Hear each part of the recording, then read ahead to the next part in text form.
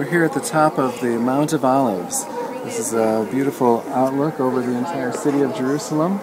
And across the other way of this valley, you can see the Temple Mount area, the Dome of the Rock, where Mount Moriah would have been, where Abraham was going to sacrifice Isaac, where the temple was built during Solomon's days, where it was rebuilt later, where the mosque, the Dome of the Rock, at the right, and the Aqsa Mosque at the left currently stands.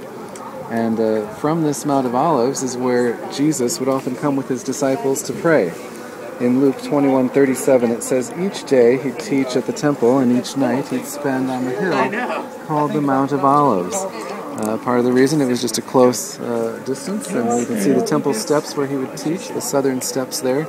And then they would come up here to the Mount of Olives to pray in the evenings, and that was a Sabbath day walk, just over a half a mile. A Sabbath day walk had to be 2,000 cubits. A cubit was from your fingertip to the elbow, and so they weren't supposed to walk more than 2,000 of these distances, 2,000 cubits, and so from the steps to the Mount of Olives was a Sabbath day walk.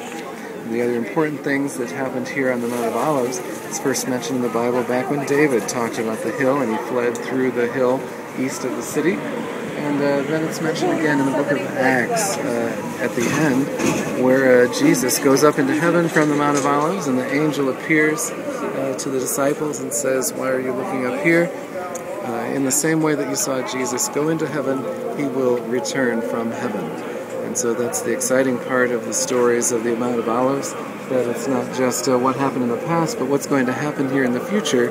When Jesus returns, he will be returning here through the Mount of Olives.